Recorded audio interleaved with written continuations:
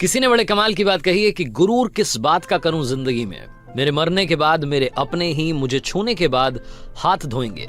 Hi guys, मैं हूं RJ Kartik. एक छोटी सी कहानी। ये कहानी है साउथ के एक राजा की, जिनके 3 बेटे थे। 3 राजकुमारों में बराबर बुद्धि रहे, तीनों में वो क्षमता हो कि वक्त आने पर चाहे जो राजा बने वो सही फैसला ले सके। राजा ऐसा चाहते थे और इसके लिए राजा साहब ने सोचा कि क्यों ना एक टास्क प्लान किया जाए। तीनों राजकुमारों को दरबार में बुलाया गया और उन्हें टास्क समझाया गया। राजा ने कहा कि आप तीनों राजकुमारों को बारी बारी से 4-4 महीने के अंतराल में, 4-4 महीने के गैप में एक पेड़ को ढूंढने के लिए जाना है। वो पेड़ हमारे राज्य में नहीं है, आपको दूसरे राज्यों में जाना है और वो पेड़ ढूंढ करके हमें बताना है कि कैसा दिखता है, कैसा वो पेड़ है।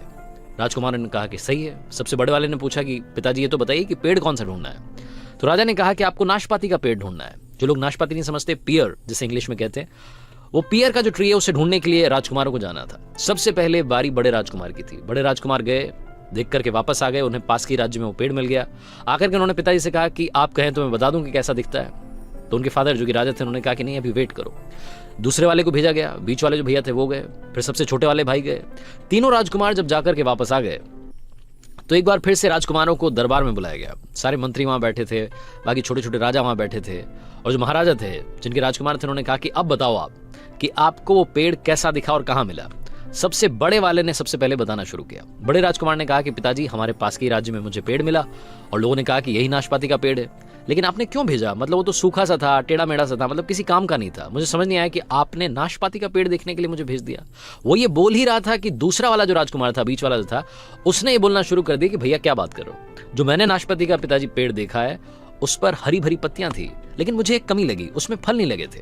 और जैसे ही दूसरा वाला ये बोल रहा था, तीसरा वाला जो सबसे छोटा बेटा था, राजकुमार था, उसने कहा कि पिताजी, ये दोनों भैया क्या बात कर रहे हैं, मैंने जो पेड़ देखा है वो नाशपाती का है। मैंने किसानों से कंफर्म किया है, आसपास के लोगों ने बताया कि ये नाशपाती है और उसमें बहुत सारे फल लगे थे, वो फलों से लदा हुआ था। जैसे ही तीनों ने बात बोली, तीनों की बातें एक दूसरे से कॉन्ट्राडिक्ट कर रही थी। तीनों एक दूसरे से झगड़ने लगे। दरबार में जितने मंत्री थे, जो छोटे छोटे राजा थे, वो सब देख रहे थे कि ये महाराजा क्या करवा रहे हैं, अपने बेटों में फूट पड़वा दी, लड़ाई करवा दी। तभी राजा अपने सिंहासन से खड़े हुए और बोले कि आप तीनों राजकुमारों को झगड़ने की जरूरत नहीं है। आप तीनों ने बिल्कुल सही पेड़ को देखा है, लेकिन क्योंकि आप 4-4 महीने के अंतराल में गए, इसलिए आप तीनों ने एक ही पेड़ को अलग अलग अवतार में देखा है। आपको बहस करने की जरूरत नहीं है। तीनों राजकुमार चुप हो गए। राजा ने फिर कहा कि मैं आपको 3 बातें सिखाना चाहता था, इसीलिए इस पेड़ को ढूंढने के लिए आसपास के राज्यों में भेजा था। राजकुमार ने पूछा कि पिताजी क्या समझाना चाहते थे।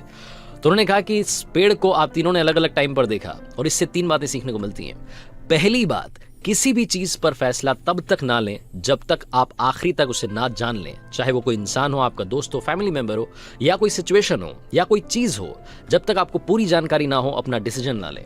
दूसरी चीज जो ये छोटी सी कहानी हमें सिखाती है, जो राजा ने अपने राजकुमारों को बताया, कि जिंदगी में कभी भी किसी को भी जज ना करें। हो सकता है कि वो वक्त उसके लिए खराब चल रहा हो। बड़े वाले राजकुमार ने सोचा था कि सूखा पेड़ था, बीच वाले ने सोचा था कि इस पर तो फल ही नहीं लगते, और तीसरे वाले ने सब कुछ हरा भरा देखा था, फल भी देखे थे।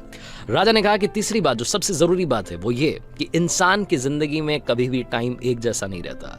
वही पेड़ पतझड़ में सूख जाता है और जब सावन आता है तो हरा भरा हो जाता है। छोटी सी कहानी, मजेदार कहानी, 3 बातें सिखाती है। जिंदगी में इन 3 बातों के साथ, इन 3 लेसन्स के साथ कर दिखाओ कुछ ऐसा कि दुनिया करना चाहे आपके जैसा।